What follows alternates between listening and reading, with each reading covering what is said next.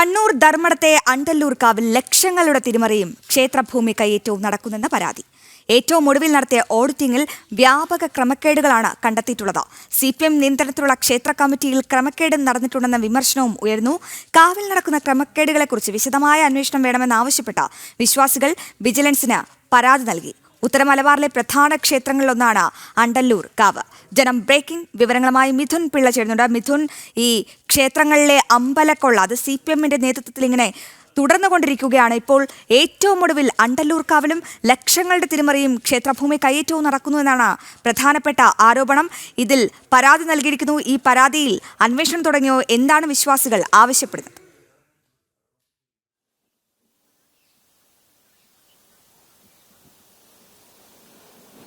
അശ്വതി, ഇതുമായി ബന്ധപ്പെട്ട് കഴിഞ്ഞ ദിവസമാണ് പ്രദേശത്തെ വിശ്വാസികൾ ഒത്തുചേർന്ന് വിജിലൻസിന് പരാതി നൽകിയത്. നമുക്കറിയാം, സ്വാഭാവികമായും ദേവസ്വം ബോർഡിന് കീഴിലുള്ള ക്ഷേത്രങ്ങളിൽ വർഷാവർഷം ഓഡിറ്റിംഗ് നടത്തണമെന്നുള്ള ഒരു ചട്ടം നിലവിലുണ്ട്. എന്നാൽ ആ ചട്ടം അണ്ടല്ലൂർ കാവിനെ സംബന്ധിച്ച് ലംഘിക്കപ്പെട്ടു എന്നൊരു ആരോപണമാണ് പ്രധാനമായും ഉയരുന്നത്. കാരണം എല്ലാ വർഷവും അവിടെ ഓഡിറ്റിംഗ് നടന്നിട്ടില്ല. പല പരാതികൾക്കൊടുവിൽ 2019 അവസാനമായി അവിടെ ഒരു ഓഡിറ്റിംഗ് നടന്നത്. ആ ഓഡിറ്റിംഗിൽ തന്നെ ചെറുതും വലുതുമായ നിരവധി ക്രമക്കേടുകൾ കണ്ടെത്തിയിരിക്കുന്നു എന്നുള്ളതാണ് എടുത്തു പറയേണ്ടത്.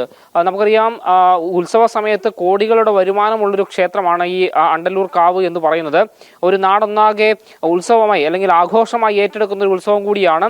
വലിയ നടവരവ് ആ സമയങ്ങളിൽ അവിടെ ഉണ്ടാകാറുമുണ്ട്.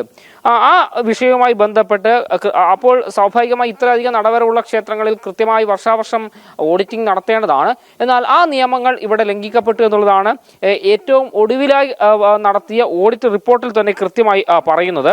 മാത്രമല്ല, ഓഡിറ്റിങ്ങിനായി കമ്മിറ്റി സമർപ്പിച്ച കണക്കുകളിൽ, അതായത് ലെഡ്ജർ, ക്യാഷ് ബുക്ക് എന്നിവയിൽ പൊരുത്തക്കേടുകൾ ഉണ്ടായതായും ഈ ഓഡിറ്റ് റിപ്പോർട്ടിൽ പറയുന്നുണ്ട്. മാത്രമല്ല, തിരുവാഭരണ രജിസ്റ്റർ ക്ഷേത്രത്തിൽ സൂക്ഷിച്ചിട്ടില്ല എന്നൊരു ഗൗരവമായ തെറ്റുകൂടി ഈ ഓഡിറ്റ് റിപ്പോർട്ടിൽ പറയുന്നുണ്ട്. സ്വാഭാവികമായും ഒരു ക്ഷേത്രത്തെ സംബന്ധിച്ച് നിർണായകമാണ് ആ ക്ഷേത്രത്തിൽ എന്തൊക്കെ തിരുവാഭരണങ്ങളാണ് ഉള്ളത്. അത് കൃത്യമായി തന്നെ കണക്കുകളിൽ ഉണ്ടോ എന്നടക്കം പരിശോധിക്കാൻ ഇത്തരത്തിൽ തിരുവാഭരണ രജിസ്റ്റർ അത്യാവശ്യമാണ്. അണ്ടല്ലൂർ കാവിനെ സംബന്ധിച്ച് അവിടെ അത്തരമൊരു രജിസ്റ്റർ അവർ സൂക്ഷിച്ചിരുന്നില്ല. മാത്രമല്ല, ഈ ക്ഷേത്രത്തിൽ വഴിപാടായി സ്വർണവും വെള്ളിയും അടക്കമുള്ള വസ്തുക്കൾ ലഭിക്കും. അതും കൃത്യമായി സൂക്ഷിച്ചിരുന്നില്ല. അതും രജിസ്റ്ററിൽ അത്തരം വിവരങ്ങൾ ചേർക്കുന്നില്ല എന്നൊരു ഗുരുതരമായ കണ്ടെത്തലും ഈ ഒരു ഓഡിറ്റ് റിപ്പോർട്ടിൽ വ്യക്തമായി തന്നെ പറയുന്നുണ്ട്. മാത്രമല്ല, ഈ ക്ഷേത്രത്തിലെ പ്രതിഷ്ഠകൾ, വിഗ്രഹങ്ങൾ, തിടമ്പ് എന്നിവയുടെ വിവരങ്ങൾ സൂക്ഷിക്കുന്ന രജിസ്റ്ററും ഈ ക്ഷേത്രത്തിൽ ഇല്ലെന്ന ഗൗരവമായ കണ്ടെത്തൽ കൂടി ഈ ഒരു റിപ്പോർട്ടിൽ ഉണ്ട്. മാത്രമല്ല, ഇത് ഈ ഭക്തരിൽ നിന്ന് ലഭിക്കുന്ന കാര്യങ്ങൾക്ക്, അല്ലെങ്കിൽ സ്വർണം, വെള്ളി പോലുള്ള വസ്തുക്കൾക്ക് കൃത്യമായി രജിസ്റ്റർ സൂക്ഷിക്കാത്തത് അത് വലിയ ക്രമക്കേടിനിടയാക്കുമെന്നൊരു വിവരം തന്നെയാണ് ഭക്തർ ഉൾപ്പെടെ ചൂണ്ടിക്കാണിക്കുകയും ചെയ്തത്.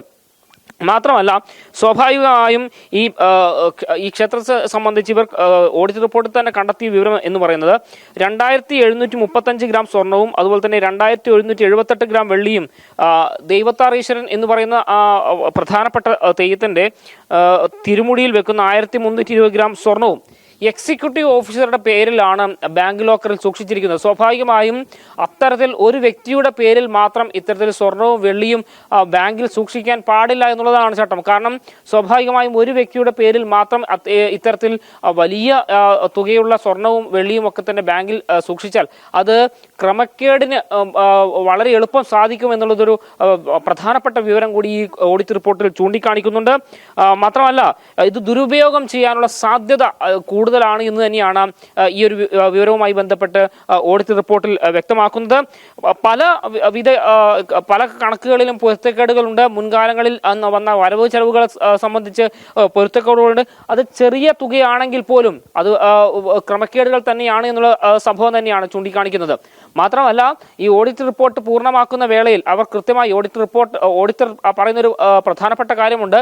ഈ സംഭവങ്ങളുമായി ബന്ധപ്പെട്ട വിശദമായ അന്വേഷണത്തിന് ശുപാർശ ചെയ്യുന്നു എന്നുള്ളതാണ് ആ അന്വേഷണ ഓഡിറ്റ് റിപ്പോർട്ടിനൊടുവിൽ പറയുന്നത്.